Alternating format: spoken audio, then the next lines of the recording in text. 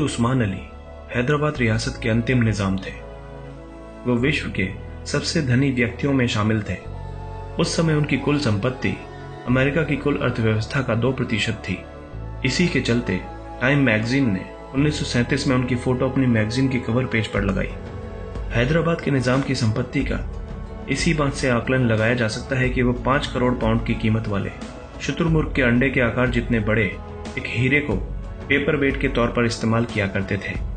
वहीं इस पैलेस में करीब 6000 लोग काम किया करते थे, जिनमें से 38 लोग तो केवल मोमबत्ती स्टैंड की धूल ही साफ किया करते थे। इतना सब होने के बाद भी उस्मान अली बेहद साधारण किस्म का जीवन यापन करते थे। कहा तो यहां तक जाता है कि उन्होंने अपनी पूरी जिंदगी केवल एक ही टोपी पहनकर और एक ही पुराना कंबल ओढ़कर गुजार दी। वहीं इनकी दरियादिली भी इस साधारण जीवन से ऊपर थी। उन्होंने बनारस हिंदू विश्वविद्यालय के लिए आर्थिक मदद मांगने के तुरंत बाद बिना किसी देरी किए 1 लाख रुपए का दान दिया। 1965 में भारत पाकिस्तान से युद्ध जीत चुका था और पूरे देश में जश्न का माहौल था।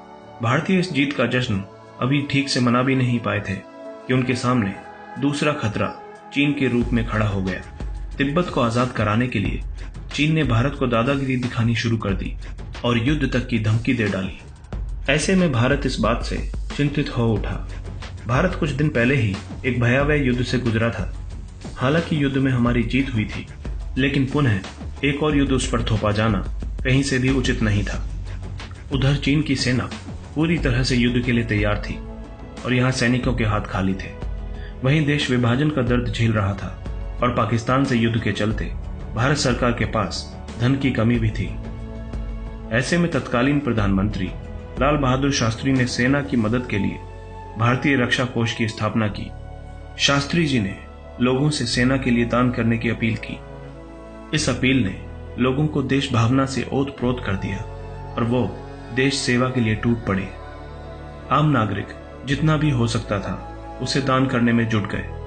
जिसके पास पैसा नहीं था वो कपड़े और भोजन दान कर रहा था। यहां तक कि लोग रक्तदान करने तक के लिए उमड़ पड़े ताकि सैनिकों के इलाज में मदद मिल सके। लेकिन उस समय ये सब युद्ध के लिए काफी नहीं था।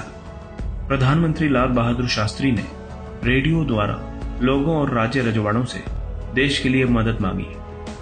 शास्त्री जी के इस आह्वान को हैदराबाद में बैठे निजाम भी सुन रहे थे। लिहाजा उन्होंने इस मामले में मदद का मन बनाया और शास्त्री जी को दिल्ली से हैदराबाद आने का निमंत्रण भेज दिया। चूंकि सेना को तत्काल सहायता की जरूरत थी, इसलिए निमंत्रण मिलते ही बिना किसी देरी के लाल बहादुर शास्त्री हैदराबाद पहुंच गए। निजाम उस्मान अली ने उनका बेगमपेट एयरपोर्ट पर स्वागत किया। शास्त्री जी जानते थे कि हैदराबाद में उन्हें निराशा नहीं मिलेगी, इसलिए पीएम ने जल्द ही निजाम से बात की और उन्हें स्थिति के बारे में अवगत कराया। लेकिन उस्मान अली इसके लिए पहले ही तैयार थे। बिना एक सेकंड के सोचे निजाम मीर उस्मान अली ने अपना खजाना भारत की रक्षा के लिए खोल दिया और राष्ट्रीय रक्षा कोष के लिए 5 टन सोना देने का ऐलान कर दिया। उस्मान अली ने लोहे के बक्से एयरपोर्ट पर मंगवाए। पहले 1, फिर 2 और देखते ही देखते कई बक्से पीएम के सामने रख दिए गए। उस्मान अली मुस्कुराए और बोले कि मैं ये 5 टन सोना भारत की रक्षा के लिए दान कर रहा हूं। इसे स्वीकार करें और निडर होकर जंग लड़ें। हम जरूर जीतेंगे। इस तरह से शास्त्री जी 5 टन सोने से भरे बक्सों को अपने साथ लेकर दिल्ली रवाना हो गए।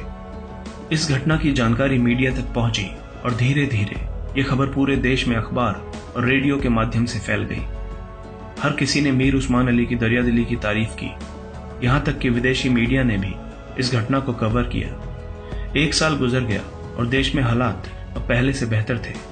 हालांकि निजाम के लिए यह कोई बड़ी बात नहीं थी। वो वापस अपने पैलेस में वही साधारण जीवन जीने लगे। लेकिन निजाम तो अपने लोहे के उन बक्सों को लेकर चिंतित थे जिनमें भरकर उन्होंने भारत सरकार को सोना दिया था।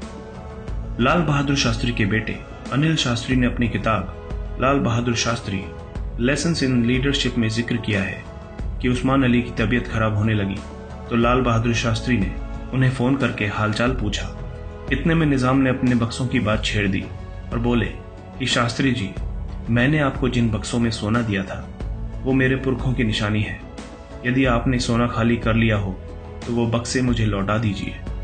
ये सुनकर शास्त्री जी हंस पड़े और बोले, मैं उन्हें आप तक जरूर पहुंचा दूंगा। इसके बाद भारत सरकार ने विधिवत तरीके से उनके पुश्तैनी लोहे के बक्से लौटा दिए। ये ऐतिहासिक दान देने के कुछ साल बाद 24 फरवरी 1967 को मीर उस्मान अली का देहांत हो गया और वो सदा के लिए इस धरती से विदा हो गए।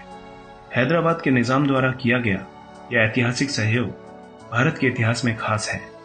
इस सोने की वर्तमान कीमत लगभग 1500 करोड़ रुपए बैठती है। ऐसा माना जाता है कि इतनी बड़ी सहायता आज तक इतिहास में किसी भी संगठन या व्यक्ति द्वारा एक मुश्त नहीं की गई। आप इस दिलचस्प